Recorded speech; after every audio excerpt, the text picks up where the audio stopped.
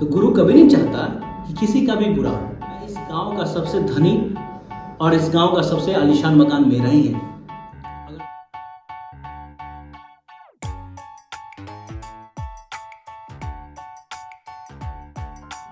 This is Rohan राज।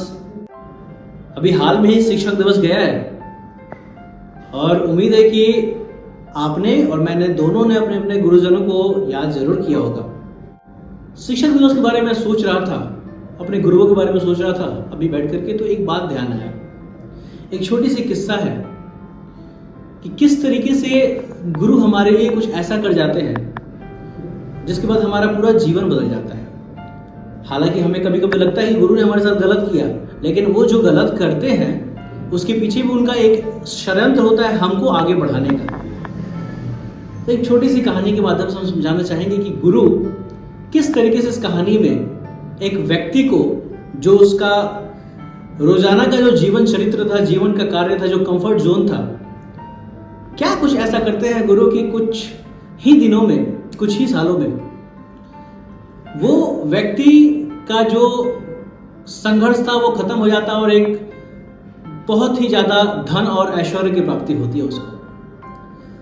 तो कुछ ऐसा है कहानी कि एक गुरु अपने शिष्य के साथ कहीं से कहीं जा रहे थे। तो दूरी काफी लंबी थी और जाते जाते शाम हो गया, फिर रात हो गई। तो शिष्य ने गुरु से कहा कि गुरुजी ऐसा है कि कहाँ हम लोग रात में आगे बढ़ेंगे, घना जंगल है, चोरों या फिर जंगली जानवर का डर हो सकता है, तो क्यों नहीं हम यहाँ पे आज इस रात ठहर जाए। तो गुरु ने बहुत सोचा, फिर कहा कि चलो कोई बात नहीं, ठहर लो, देखो कहाँ ठहरना है। तो थोड़ी दूर पे एक झोपड़ी था, झोपड़ी में एक बत्ती जल रही थी, एक लाइट जल रही थी। शिष्य ने देखा और गुरु से कहा, गुरुजी वहां सामने मुझको एक झोपड़ी दिखाई दे रहा है और ऐसा प्रतीत हो रहा है, ऐसा लग रहा है कि कोई ना कोई वहां रहता जरूर होगा। तो अगर आपकी आज्ञा हो, अनुमति हो, तो हम दोनों वहां चलते हैं और देखते हैं और कुछ हमारे लिए वो व्यवस्था कर पाए रहने के लिए।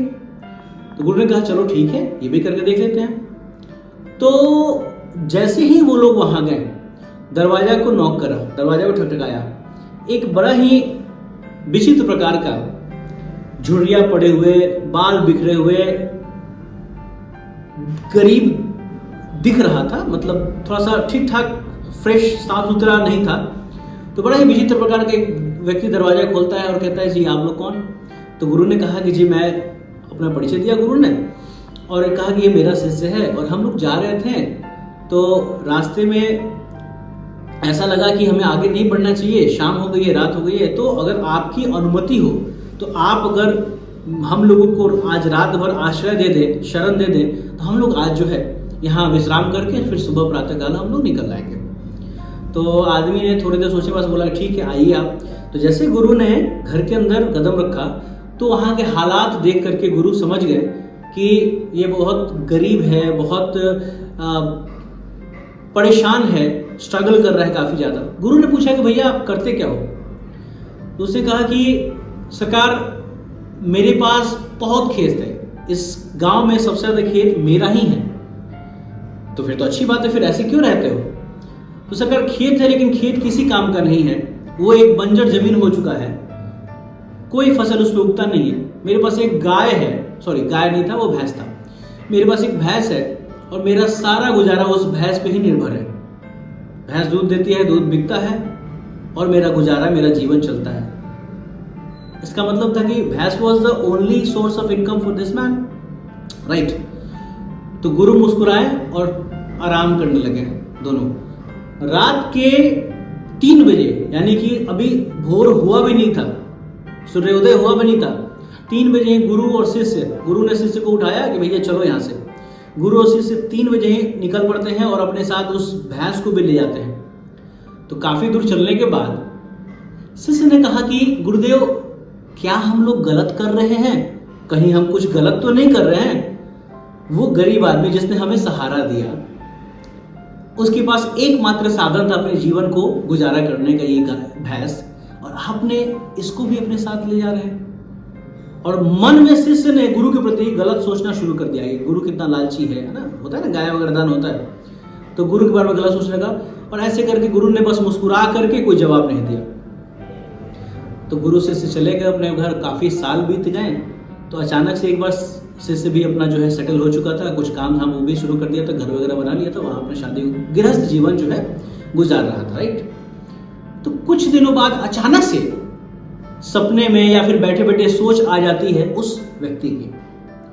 क्योंकि क्या होता है ना, जब आप प्यारे दिल के होते हैं, जब आप बहुत काइंड हार्टेड होते हैं, तो आपके हाथों से या आपके साथ कभी आपके वजह से आपके साथ में जो व्यक्ति है उसने कभी कोई किसी के साथ गलत किया तो वो आपके जीवन भर कभी कभी याद आते रहता है, राइट। उसी प्रकार का ये व्यक्ति था जो शिष्य था। सोचा कि अरे यार गुरुदेव तो मेरे उसके साथ बहुत गलत कर दिए, तो पता नहीं किस हाल में होगा। अचानक से उसके दिमाग में ये बात शुरू हो गया काफ़ी साल बाद, किस हाल में होगा, तो चलो देख आते हैं। तो अगले दिन सुबह वो निकल पड़ा उस गाँव के लिए, उस व्यक्ति के गाँव के लिए, है।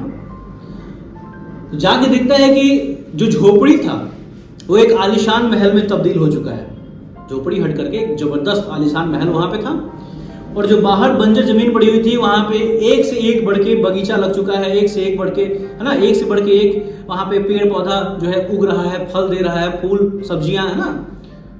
तो बहुत अजीबो लगा उसको कि भाई कहाँ गलत जगह तो नहीं आ गया मैं। व्यक्ति का हालत कैसा था, अभी कैसा है, कहीं बेच के नहीं चला गया ना वो, या फिर मर गया, कोई हड़प लिया, तमाम प्रकार की चीजें उसके दिमाग में घूम रही थी। किसी भी तरह करके वो घर के उस महल के दरवाजे पे गया, खटखटाया, तो जो दरवाजा खुला तो वही बिल्कुल गरीब जो व्यक्ति था जिसने इनको रुकने को जगह दिया था, तो उसने दरवाजा खोला। तो बोला कि ये जो शिष्य था वो बोला कि भैया आपको याद है, चूंकि शिष्य पहचान गया, आपको याद है कि हम और मेरे गुरुदेव दोनों लोग आए थे एक रात आपके पास रहने के लिए, हम लोग जा रहे थे, अंधेरा हो गया था। तो उसने कहा हाँ मुझे याद है। आप लोग कहाँ चले गए थे? मैं सुबह नाश्ता चाय वगैरह ही बनाया, आप लोग कहाँ चले गए थे? मैंने देखा कि आप लोग बिल्कुल ही पहले ही निकल गए थे बिना बताए, और पता है आपको उसी दिन से मेरी भैंस भी गायब है, पता नहीं कहाँ चली गई। देखिए वो व्यक्ति कितना अच्छा स्वभाव का था, इन पे शक भी नहीं कर रहा है ना। उसने बोला कि मेरी भैंस भी कहीं चली गई थी, तो मैंने क्या किया, मेरे पास करने को कुछ था नहीं, खाने को कुछ था नहीं, एकदम जो है कुछ नहीं करता तो मैं मर जाता। तो जीवन को चलाने के लिए मैंने अपने ही अब सोचा कि कुछ है नहीं तो कुछ भी तो करना पड़ेगा, तो अपने ही बंजर जमीन पे हल चलाया, बहुत मेहनत किया, बहुत पसीना बहाया, कुछ दिनों में कुछ फसल उगा। आज आप देख सकते हैं बहुत ही बड़ा बगीचा हो चुका है। मैं इस गांव का सबसे धनी और इस गांव का सबसे आलीशान मकान मेरा ही है। अगर भैंस होता तो मैं ये नहीं करता। चलो जो हुआ अच्छा ही हुआ। तो अब जाकर के शिष्य को ये बात समझ में आई कि मेरे गुरुदेव जो है कोई गलत काम नहीं किए थे, वो जानबूझ के भैंस ले गए थे ताकि ये व्यक्ति अपने उस कंफर्ट जोन से निकले और जो और संभावनाएं हैं उसको ये हासिल करे। जान गए थे गुरुदेव की जब तक भैंस लेगा तब तक ये इसी भी निर्भर रहेगा, मेहनत नहीं करेगा। तो गुरुदेव के प्रति और सम्मान इस शिष्य के मन में बढ़ा। फिर वो गुरुदेव के पास गया, माफी मांगा कि भाई गुरुदेव मैंने आपके बारे में गलत सोच लिया इस तरीके से। तो गुरु जो होते हैं, जो एक अच्छा मार्गदर्शक होता है, वो कभी नहीं चाहता, चाहे वो उसका शिष्य भी ना हो, कोई अन्य व्यक्ति हो, लेकिन एक बार जब आप उससे मिलिएगा तो गुरु कभी नहीं चाहता कि किसी का भी बुरा हो।